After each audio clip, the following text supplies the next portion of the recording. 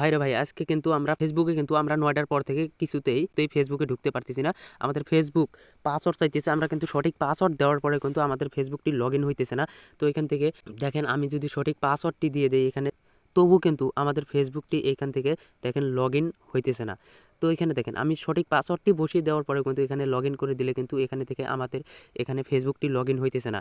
তো এটা চিন্তা করার কোনো কারণ নাই, এটা কিন্তু শুধু আমাদের না, এটা আমাদের শুধু বাংলাদেশের না, এটা সব জায়গারই, পৃথিবীতে সব জায়গাতে কিন্তু এই সমস্যাটা এখন দেখা দিতেছে। ফেসবুক সার্ভার একবারে ডাউন হয়ে গিয়েছে।